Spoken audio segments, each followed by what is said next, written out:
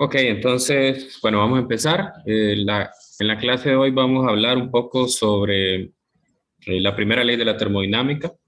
En la clase anterior, pues, estuvimos revisando cómo Ok, calcular. entonces, bueno, vamos a empezar. En la clase, Tenía habilitado el audio de YouTube.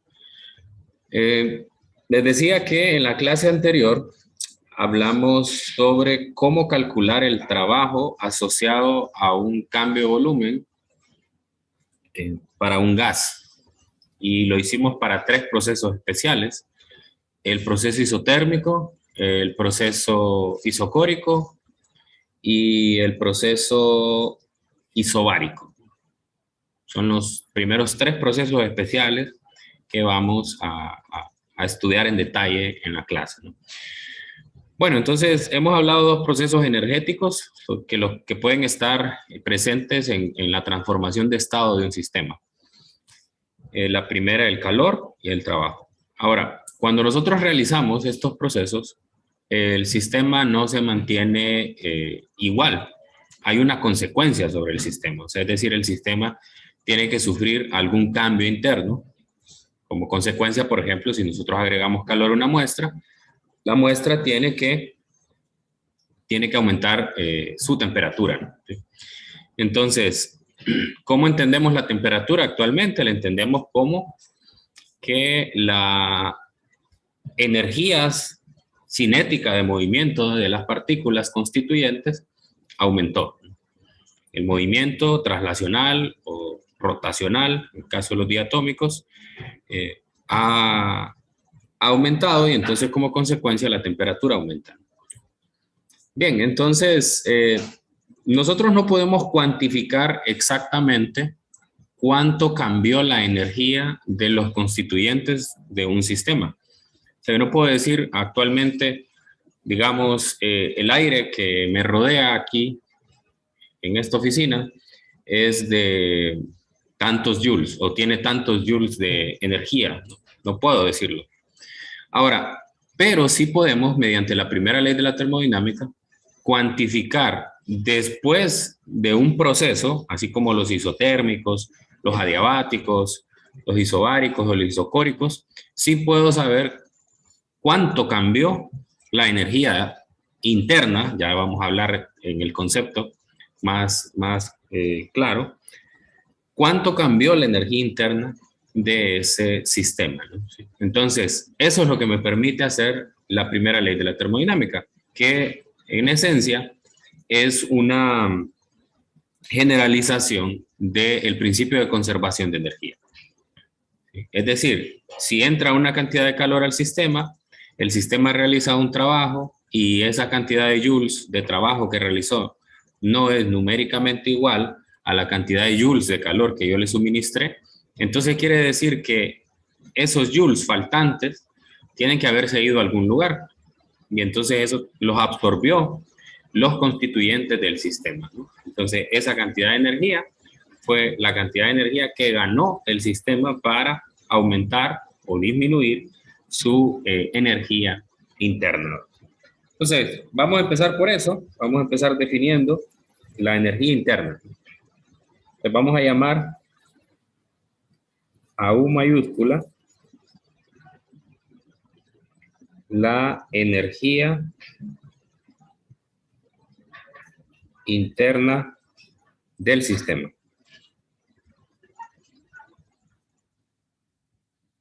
Obviamente, como es una energía, se mide en joules, ¿no? Se mide en joules, ¿no? Como les decía, yo no puedo, yo no puedo, creo que carga un poco lento lo que escribo en la pantalla. Va un poco después. Bueno, pero vamos a hacer el intento.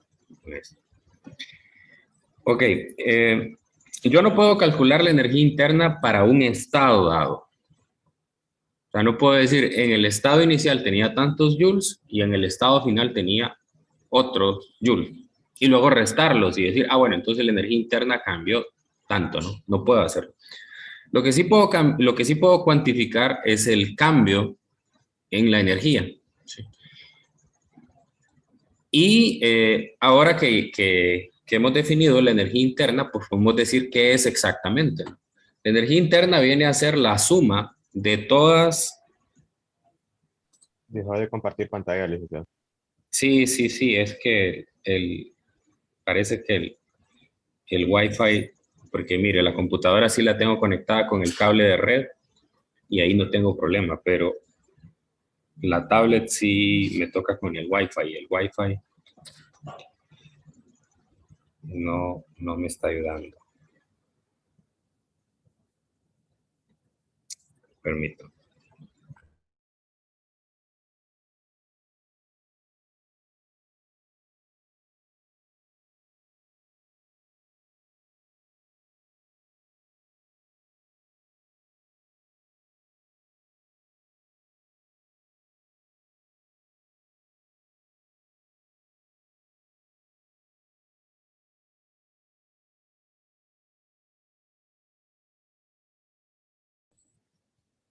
Ok, ya volvió. Ahí está. Bueno. Bueno, lo importante es que el audio lo reciben bien y pues lo de la pantalla lo vamos a ir haciendo despacio. Despacio, sí, porque como que se tarda un poquito en responder, ¿no? Entonces les decía, la energía interna es la suma de todas las energías. Traten un poco más de recibir mi voz y no tanto lo que escribo, porque voy a tratar de no escribir tanto porque mucho se cuesta que responda, ¿no? Entonces, la energía interna es la suma de las energías cinéticas y las energías potenciales que tienen los constituyentes. Energías cinéticas puedo entender de dos tipos.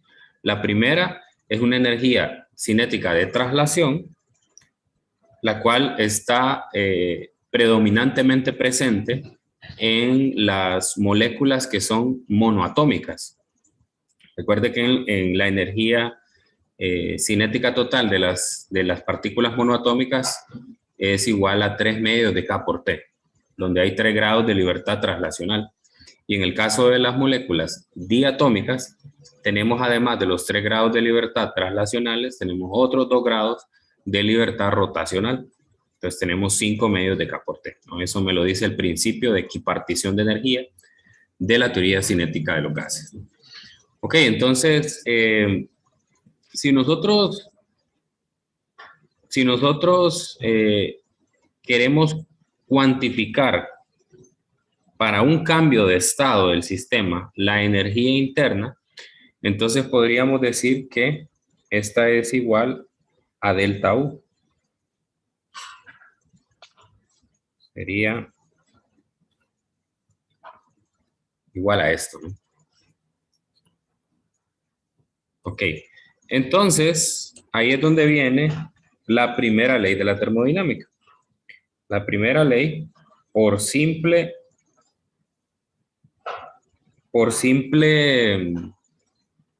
diferencia de cantidades. Entonces yo digo, bueno, si yo ingreso una cantidad de calor y le resto el trabajo útil que realizó, entonces, y no me da cero, ¿verdad? No me da cero, entonces quiere decir que esos joules que están faltantes en esa resta tienen que haberse ido para los constituyentes del sistema. Entonces, por lo tanto, esto tiene que ser igual al cuánto cambió la energía interna del sistema, ¿no? Así. Entonces, ese es el enunciado de la primera ley de la termodinámica. Como les digo, no es más que la generalización o la aplicación del principio de conservación de energía para un sistema termodinámico. Entonces, si yo agrego calor, por ejemplo, vamos a dar un ejemplo práctico, si yo agrego 150 joules de calor a la muestra y el sistema realiza un trabajo de 100 joules, entonces quiere decir que me faltan 50. Entonces esos 50 son lo que cambió la energía interna. O sea, quiere decir que la energía interna del sistema aumentó. Pero si por el contrario yo tengo que le hago un trabajo sobre el sistema, por ejemplo, de menos 100 joules. Estoy usando la convención de signo porque si yo hago un trabajo sobre el sistema, el trabajo es negativo, ¿no? Menos 100 joules. Y como consecuencia de hacer ese trabajo sobre el sistema, entonces el sistema libera calor. Al liberar calor, entonces el signo del calor sería menos algún valor, digamos 150. Y cuando hago la resta, entonces el cambio en energía interna me va a quedar negativo. Entonces, ¿qué significa signo positivo y negativo en el caso del cambio de energía interna? ¿Sí? Entonces, si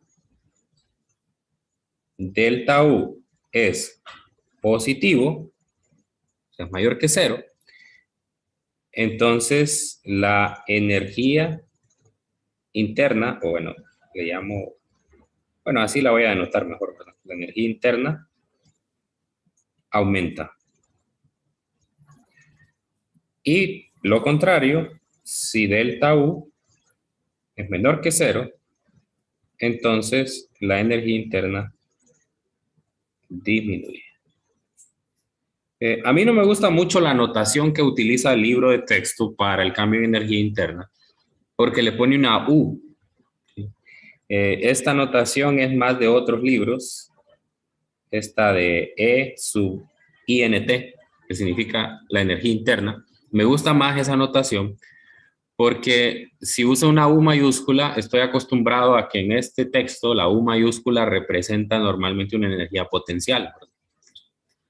Y en la energía interna no solo hay energías potenciales, de hecho nosotros ni siquiera vamos a considerar las formas de energía potencial en la energía interna, porque las formas de energía potencial son energías asociadas a los enlaces intermoleculares, ¿no? O sea, los enlaces que hay entre las moléculas, ¿sí?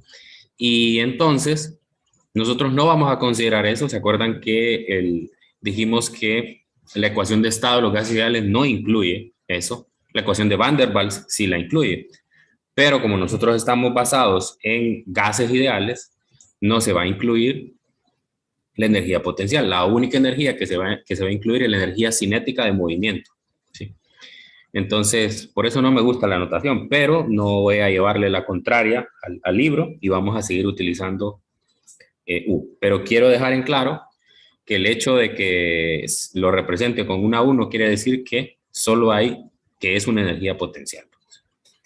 Muy bien, entonces, ahora lo que nosotros vamos a hacer es, para los procesos especiales que estudiamos la clase anterior, vamos a ver qué pasa con la energía interna. Vamos a ver qué le pasa. Entonces, vuelvan otra vez a los apuntes de la última clase, que fue donde vimos los tres procesos. Yo también lo voy a hacer aquí. Vamos a empezar con el proceso isotérmico, ¿no? Entonces, vimos que las características que tiene el proceso isotérmico es que el proceso isotérmico, la temperatura se mantiene constante, ¿no? ¿Sí? Entonces, antes de ir ahí, solo voy a dar aquí una definición. Para un gas ideal,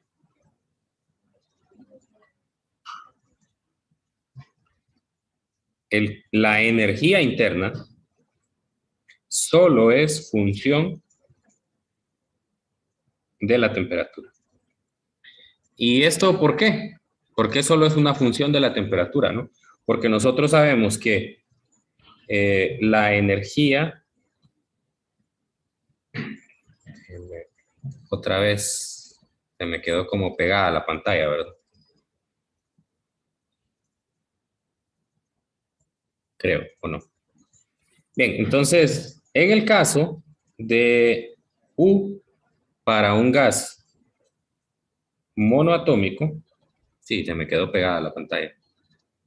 Yo estoy escribiendo y ustedes no ven que estoy escribiendo. Ahora sí, ¿verdad? Hay como un desfase. Bueno, ténganme paciencia. Pero ya mañana no tengamos este problema. En el caso, la energía interna de un gas monoatómico, nosotros sabemos que va a ser completamente energía cinética de traslación. Entonces va a ser igual a 3 medios de K por T. Entonces fíjese que directamente la energía interna es una función de la temperatura. Y lo mismo pasa para un gas que es diatómico. Aquí sería la energía cinética total, ¿no? Entonces sería 5 medios de K por T por el principio de equipartición de energía.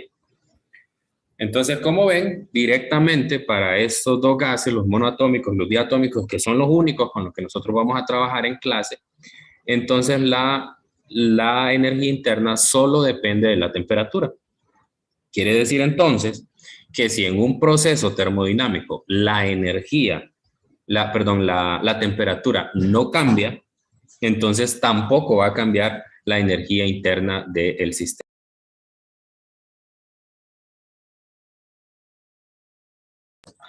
Ok, entonces volvemos otra vez al proceso isotérmico.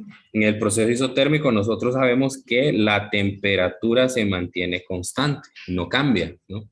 Si la temperatura no cambia, entonces por lo tanto la energía interna tampoco cambia. Un poco de paciencia ahí con la pantalla. Ahí poco a poco va a ir cargando, ¿no? Entonces quiere decir que puedo poner aquí, voy a mover, no sé dónde lo podría poner, quizás aquí arriba también. Entonces podría decir que en un proceso isotérmico, ahí pongan ustedes junto a sus apuntes, el cambio en la energía interna es igual a cero. Cambio de energía interna es igual a cero. ¿Sí? Ok, entonces, si el cambio en energía interna es igual a cero y el trabajo se calcula mediante esta ecuación, entonces ya puedo cuantificar cuánto vale el calor, ¿no? Lo voy a poner aquí abajo para no tener tanta montonazón ahí arriba. Entonces, para un proceso isotérmico, ojo, para un gas ideal, pues, solamente para un gas ideal. O sea, esto no aplica, por ejemplo, procesos isotérmicos que tenemos en el día a día, son los cambios de fase, ¿no? Cuando el hielo se derrite, cuando el agua se evapora, ese es un proceso isotérmico, pero no es un gas ideal.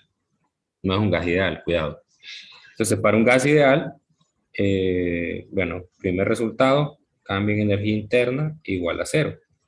Y la primera ley de la termodinámica me dice que el cambio en energía interna es igual al calor menos el trabajo. Entonces, si este término de la izquierda es cero, entonces lo que tengo como consecuencia es que el calor es igual al trabajo. Y yo sé que el trabajo se calcula como nRT, logaritmo natural de volumen 2 entre volumen 1. Entonces ahí ya tengo también algo que todavía no había dicho antes, era cómo calcular el calor en un proceso isotérmico. Un proceso isotérmico. Aquí tengo el primer proceso. Segundo proceso, el proceso isocórico. Para el proceso isocórico, entonces, ¿cómo queda el cambio en la energía interna? Si es isocórico, o sea, quiere decir que no hay variación en el volumen. Por lo tanto, sabemos que el trabajo es igual a cero. Entonces, si el trabajo es igual a cero, la primera ley de la termodinámica se me resume a que esto es cero y entonces, por lo tanto, el cambio en energía interna es igual a Q. ¿Y cómo se calcula Q en el proceso isocórico? Como NCB delta T. Acuérdese que esa era la expresión, la capacidad calorífica a volumen constante, ¿no? ¿Y cuánto vale CB? A ver si se acuerdan, ¿cuánto vale CB? 3 medios de R. ¿Para quién? Para los monoatómicos. Monoatómico. Entonces, CB para monoatómico es 3 medios de R. Y CB para diatómico, 5 medios de R, ¿no? Eso hay que recordarlo. Muy bien, entonces ya tengo ya una nueva herramienta para estudiar, ya tengo una Para el caso isotérmico, para el proceso isocórico, ya tengo el tratamiento completo. En un problema me pueden pedir cambio en energía interna, me pueden pedir calor, me pueden pedir trabajo y ya tengo cómo determinarlos. Lo mismo para el proceso isocórico. Ya tengo las tres cantidades completas. Ahora voy con el proceso isobárico. Isobárico. En el proceso isobárico la presión se mantiene constante, ¿no? Y ya sabemos que el trabajo se calcula como la presión por el volumen 2 menos el volumen 1. Así se calcula el trabajo isobárico. Yo ya sé que Q se calcula como NCP delta T. Sin embargo, todavía no sé cuánto vale CP. No sabemos todavía. Eso lo vamos a hacer tal vez un poco más adelante, mañana quizás, vamos a deducir eso. Eso es lo que sigue en la siguiente sección del libro de texto. Pero por ahí lo dejamos ahorita, ¿no? Pero sepan que tiene una definición similar a la del CB, ¿no? O sea, ¿cómo le llaman a esto?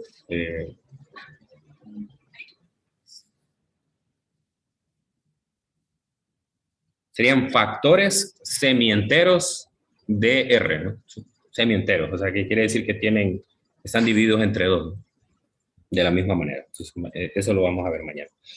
Entonces, el cambio en energía interna, aquí, se calcula de la misma manera. Q menos trabajo.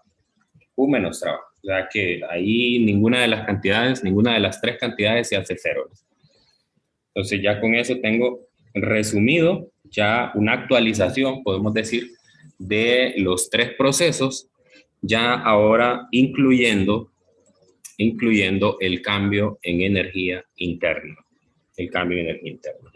Entonces, para el proceso isotérmico de un gas ideal, el cambio de energía interna es cero porque la energía interna solo depende de los estados de temperatura del movimiento de las partículas, ¿no? Entonces, en el proceso isocórico, el cambio en energía interna es igual que el calor y en el isobárico es igual a como aparece en la primera ley de la termodinámica, calor menos trabajo.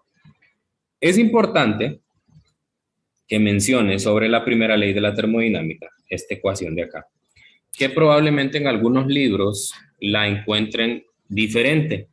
Si se fijan, yo aquí tengo cambio en energía interna igual a calor menos trabajo. En algunos procesos, o en algunos libros más bien, como el Resnick, que es uno de nuestros libros de referencia, la ecuación de la primera ley de la termodinámica se expresa en el lado derecho como calor más trabajo, más trabajo. Y eso es porque el Resnick utiliza la convención opuesta de el trabajo, ¿no? Entonces, por eso aparece el signo más, ¿sí? Esas convenciones de signos, bueno, es cuestión de gustos. Para mí, creo que yo prefiero la de Resnick, la otra, la que aparece el signo más ahí. Pero bueno, es cuestión de gustos. Creo que las dos convenciones tienen sus ventajas y desventajas. Las van a ir viendo más adelante cuando ya vayamos aplicando estos problemas en específicos y sobre todo cuando ya vayan a cursos más avanzados de termodinámica, físico-química, donde pues van a explorar un poco más estas posibilidades. Muy bien, entonces voy a revisar el libro a ver si no se me escapa algo sobre energía interna. Sí, se me escapa algo, ¿no? Entonces, es importante decir que el cambio en energía interna es independiente de la trayectoria. ¿Sí? O sea, es decir, el cambio de energía interna de un sistema durante un proceso termodinámico depende solo de los estados inicial y final y no de la trayectoria. Eso lo voy a poner en evidencia con un diagrama PV. Con un diagrama PV. Entonces yo voy a hacer un diagrama PV. Creo que aquí en el libro hay uno. Voy a ver si lo encuentro. Vamos a ver si hago el mismo que está en el libro. Me parece que por aquí había visto uno. No. Bueno, entonces hago un diagrama PV y voy a poner diferentes isotermas. Voy a poner una primera isoterma de temperatura T1 y una segunda isoterma de temperatura T2. Solo 2 isotermas voy a poner. Entonces quiero pasar de un estado inicial a un estado final, pero en esos estados están involucradas las temperaturas. Entonces yo podría pasar del estado inicial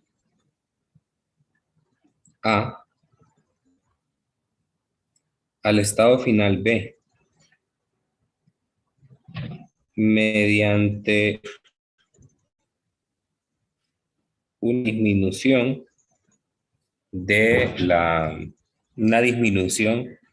la temperatura y de la presión al mismo tiempo. Entonces, yo voy a tener un cambio en energía interna de A a B. Sin embargo, también puedo lograr el mismo cambio en energía interna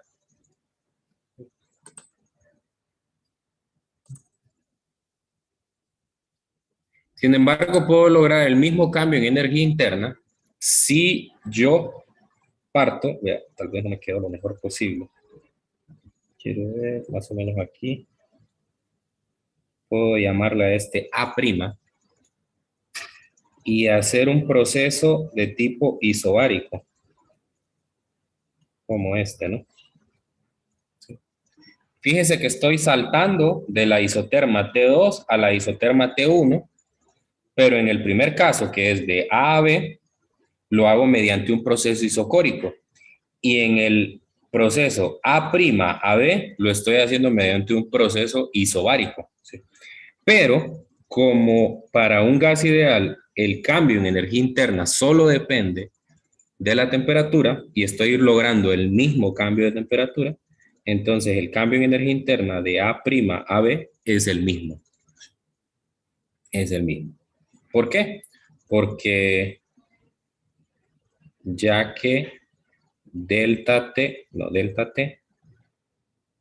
de A a B es el mismo delta T de A' a B. Entonces, eso también deja en evidencia cómo el cambio en energía interna o la energía interna para un gas ideal solo es función de la temperatura.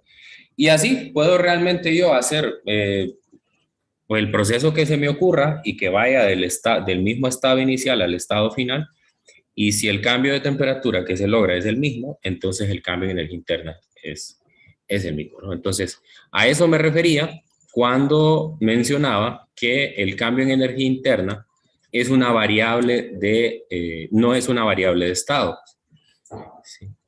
Es una cantidad que es independiente de la trayectoria. Si se fija, la trayectoria AB es diferente a la trayectoria A' a B, y obviamente incluso hasta el trabajo asociado con ellas es diferente, ¿no?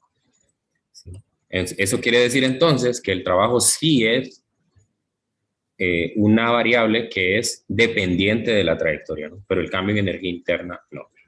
Bueno, espero que haya quedado claro eso. Ahora vamos a ver lo que se conoce como los procesos cíclicos.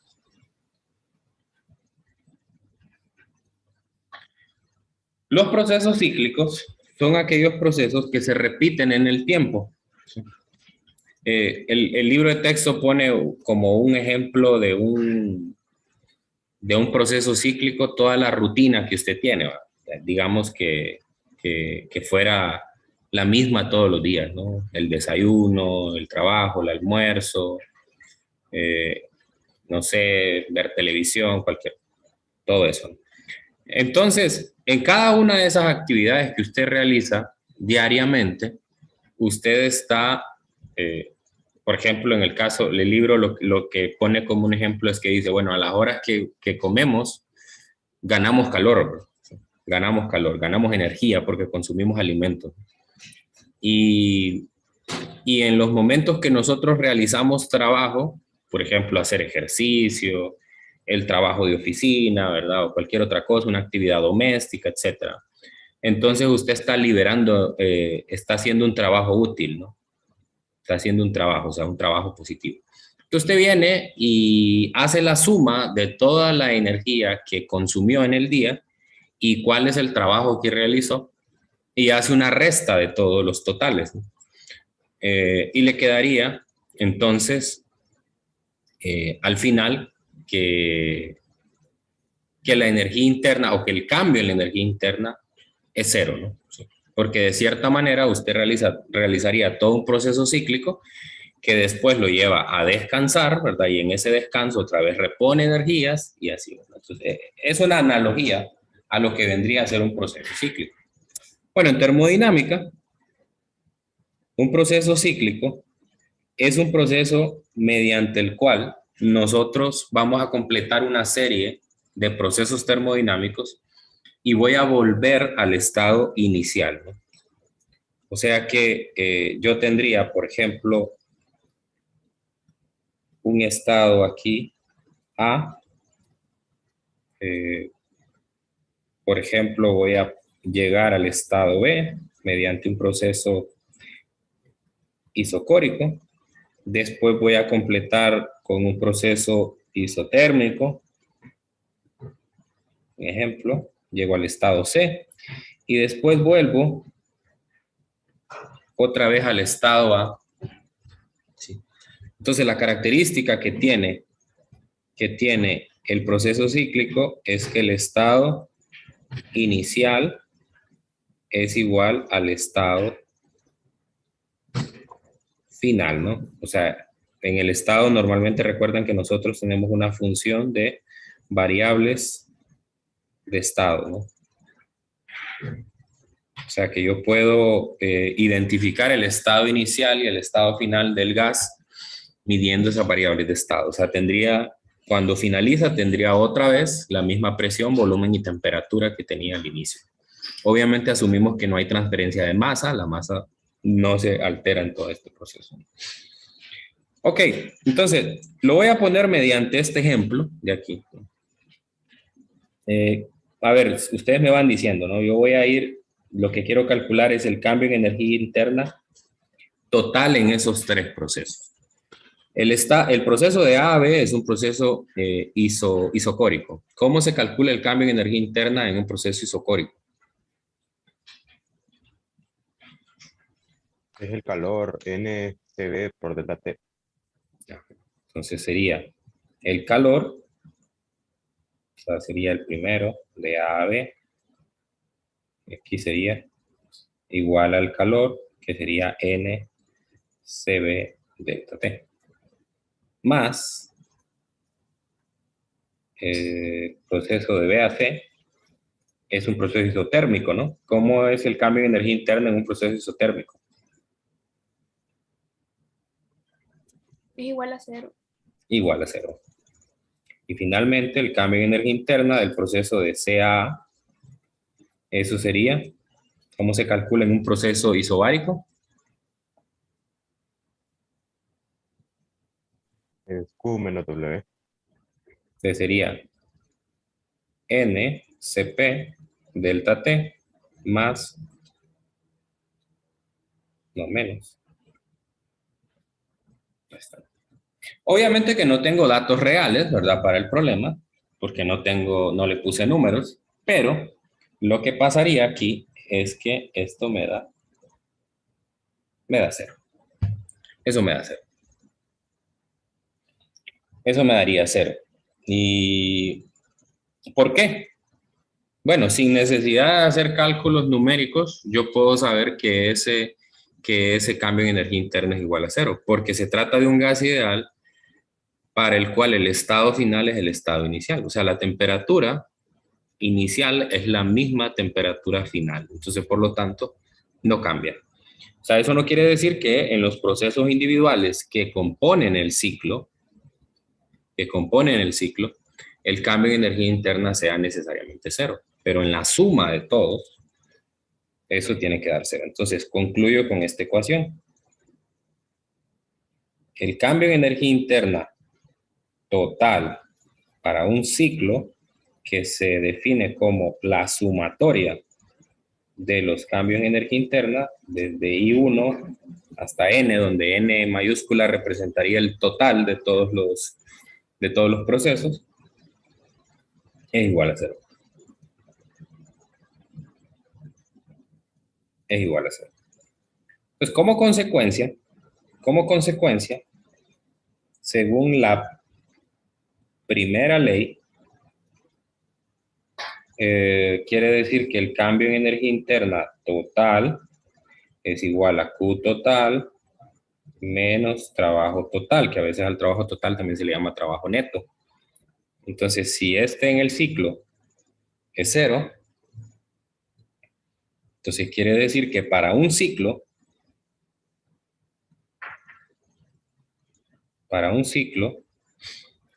el Q total,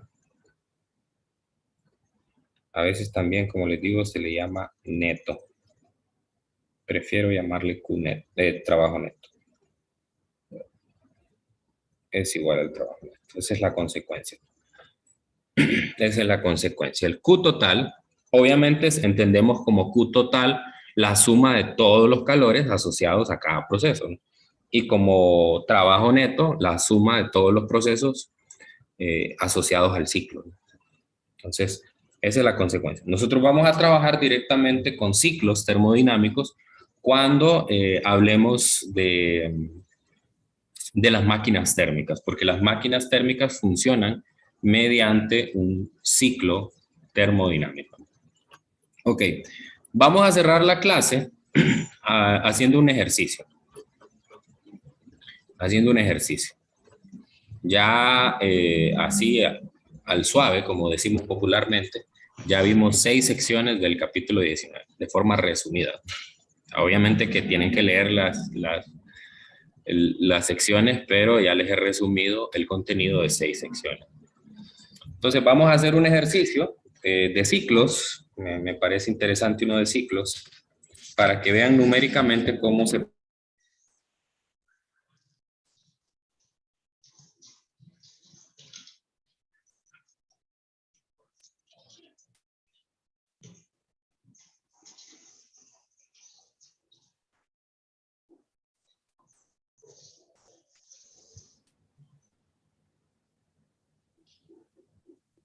Okay. Vamos a hacer el problema 2532. Entonces, este capítulo.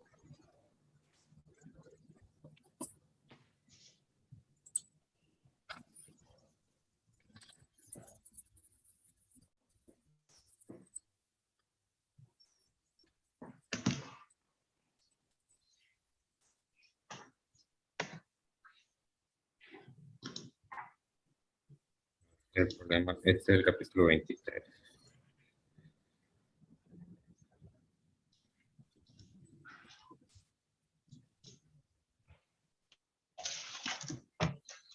$25. 2532. Aquí está. Vamos a hacer la captura.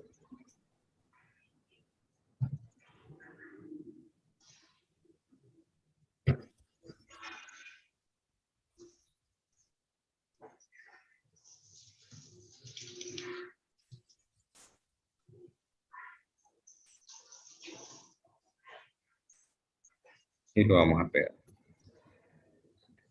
Con esto vamos a cerrar la clase.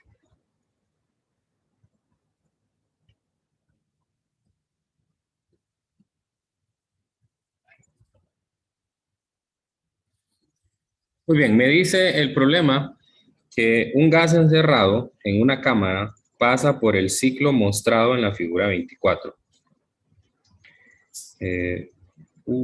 Creo que... Bueno, no tengo que saber sobre el proceso de BAC, me adelanté un poco, pero sí lo puedo resolver, ¿no? Me dice, un gas encerrado en una cámara pasa por el ciclo mostrado en la figura 24. Determina el calor neto añadido al gas durante el proceso de CA. O sea que lo que me está pidiendo es, la incógnita del problema es el calor de C a A. En el proceso de C a A. El último. Y me da como datos que el calor en el proceso de AB es de 20 joules, o sea, aquí en el de AB gana calor el sistema. En el proceso de DAC, el calor es 0, ¿verdad? No he hablado todavía de ese proceso, pero pues vale la pena, ya que tenemos este ejemplo aquí, mencionar que ese proceso, el proceso de DAC, es un proceso adiabático. En las próximas clases vamos a hablar en detalle sobre, así se le conoce al proceso en el cual no hay transferencia de calor. Pero para propósitos de este problema no necesito conocer detalles de cómo funciona o de ecuaciones del proceso adiabático para poderlo resolver. Basta con que sepa que en ese proceso la transferencia de calor es cero. Ahí en la figura da la impresión de que la curva que describe el proceso adiabático parece que es una línea recta, ¿no? Eso se ve casi como un triángulo, pero realmente no es una línea recta, es una curva. Es una curva. Y es bastante común en los problemas confundir la curva adiabática con la curva isoterma, ¿no? Entonces, a veces en los problemas necesitan especificarnos de qué tipo de curva. Por lo menos en este problema no es necesario que nos digan que es adiabático. Si se ve en el problema no lo dice. Pero ya cuando tengamos el panorama de los 4 procesos, va a ser necesario en algunos casos que nos especifiquen si es una curva adiabática o una curva isoterma. O habrá alguna información, como en este caso, que nos permita deducir. En este caso, quien me permitió deducir a mí que se trataba de un proceso adiabático es el dato de que Q de A a C es igual a 0. Porque esa es la característica del proceso adiabático. Es un proceso en el cual no se da intercambio de calor. Y el otro dato es el trabajo en los procesos BCA, que es menos 15 joules. Aquí tengo que tener un poco de cuidado.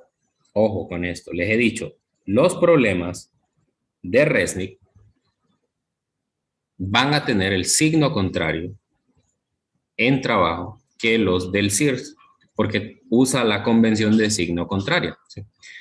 Lo mejor para mí sería decirles, no, miren, trabajemos con la de un solo libro, pero seguramente el libro de texto que van a usar cuando lleven la clase de termodinámica va a usar la convención de signo del Resnick, es que es la más común. Entonces, por eso no quiero mandarles el mensaje de que siempre hay una misma ecuación. Entonces, nosotros vamos a resolver este problema y todos los que vengan de aquí en adelante en el examen y donde sea, con la convención de signo de nuestro libro de texto.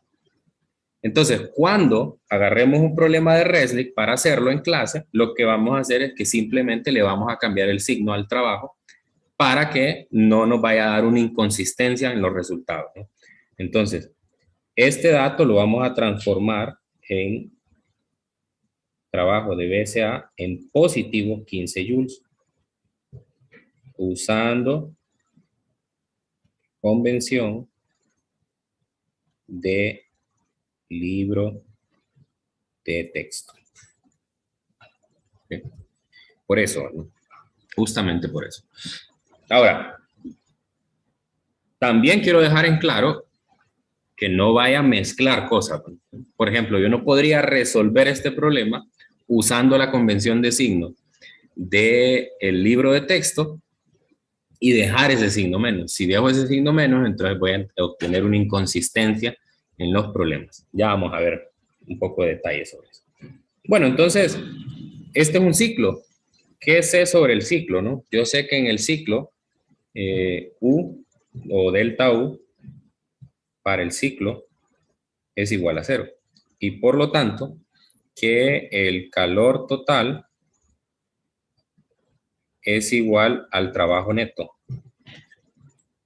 Pero ¿quién es Q total? Q total es la suma de todos los calores. Entonces, por lo tanto, el lado izquierdo de esa ecuación se puede escribir así, como el Q del proceso de A a B más el Q del proceso de B a C más el Q del proceso de C a A.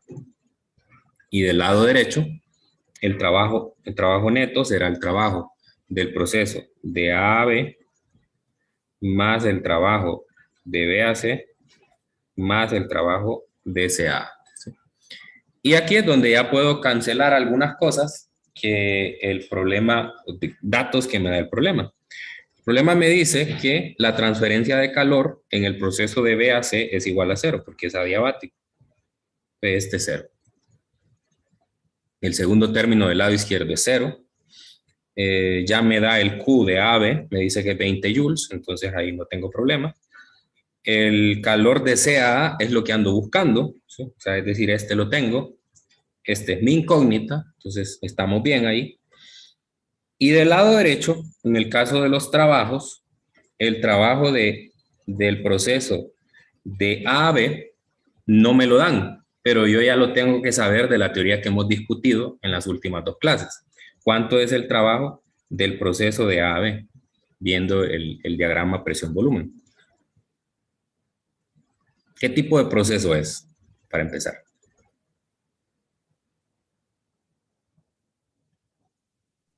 Isocórico. Isocórico. ¿Y cuánto es el trabajo en un proceso isocórico? 0. 0. 0. Entonces, este también se hace 0. Porque es un proceso isocórico. Y los últimos 2 términos ya están incluidos en el dato que nos dan del trabajo BCA. O sea, es el trabajo en la suma de esos 2 procesos. O sea, esto de acá es el trabajo BCA. BCA. Entonces, eso ya lo tengo. Eso ya lo tengo. Y entonces, como ven, ya tengo prácticamente todo. Este es un dato que ya lo tengo también. Entonces, simplemente despejo esta ecuación para el calor de CA. QCA sería entonces el trabajo BCA, que tengo en el lado derecho, menos el calor de AB. De AB. Así queda el despeje. Y ahora solo sustituye. El trabajo de BCA es positivo 15 joules, ¿verdad? Obviamente estoy utilizando convención de signo de trabajo de Szyr-Szymanski.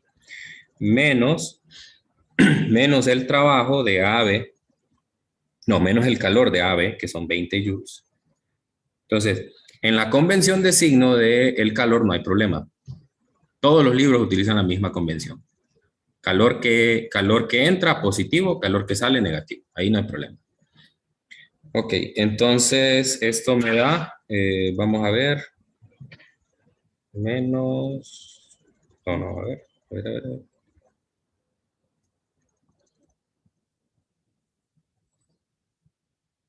Esto me da menos 5 joules, sí, estamos bien, menos 5 joules. Ok, ahora, ¿qué hubiera pasado? ¿Qué hubiera pasado si yo no hubiera cambiado el signo del trabajo y hubiera usado la forma de la primera ley de la termodinámica como la utiliza el Szyr-Szymanski? Me hubiera quedado negativo 15 menos negativo 20. Entonces me hubiera quedado la respuesta menos 35 joules. Y eso no tiene sentido. Porque el proceso de, si ustedes se fijan, me hubiera quedado así, ¿no? Digamos que este es el gas. Y al gas hubieran entrado, porque la cantidad de calor que entra es justamente esta que acabo de... No, la cantidad de calor que entra son 20 joules, ¿no? 20 joules. La cantidad de trabajo que realiza es de 15 joules, ¿sí? Entonces, eso quiere decir que la máquina internamente tiene que ganar 5 joules de calor, ¿sí? Si yo no hubiera cambiado el signo del trabajo, entonces lo que tendría es un problema en esa diferencia, porque tendría 20 joules de calor que entra y negativo 15 joules de trabajo que realiza. O sea, no tendría sentido primero que la máquina gana calor y como consecuencia de ganar calor, entonces se realiza un trabajo sobre el sistema, porque sería negativo, no tendría sentido, ¿no? O sea, si yo le agrego calor al sistema, el sistema debe realizar un trabajo con ese calor, ¿no? Sí.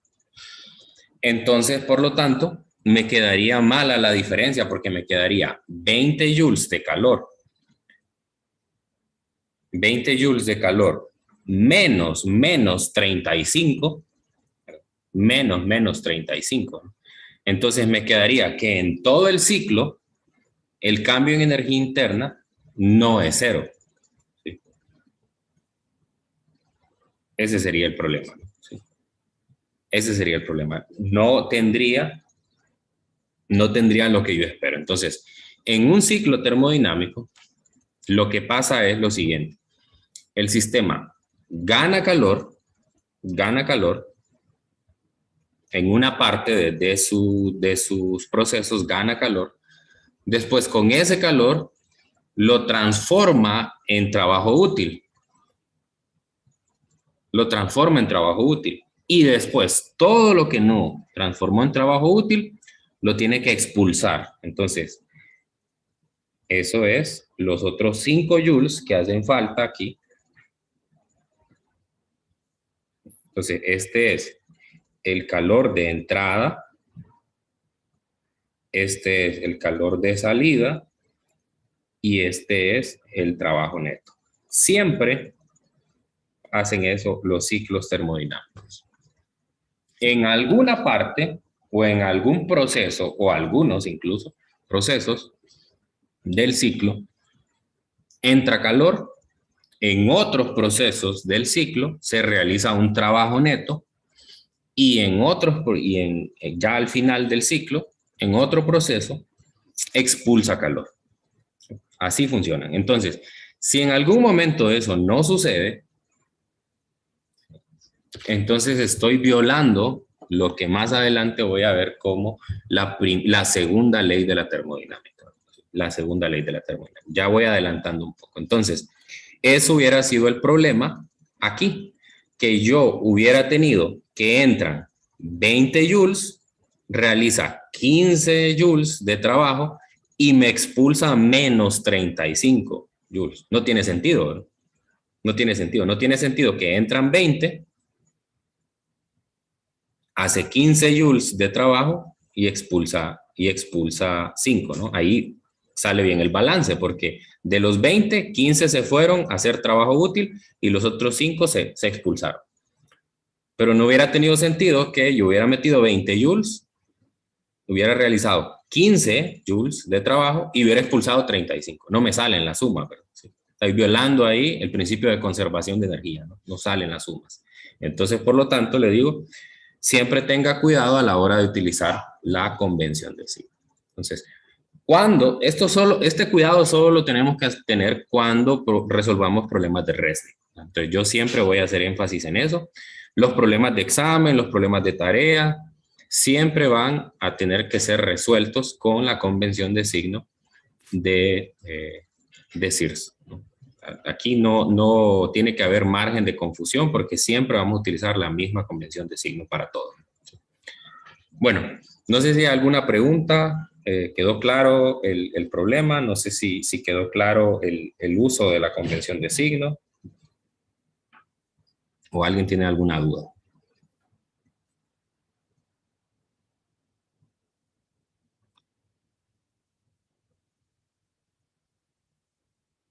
¿La recepción de la señal fue bien o en algunos momentos me escucharon pausado o no? ¿Estuvo bien?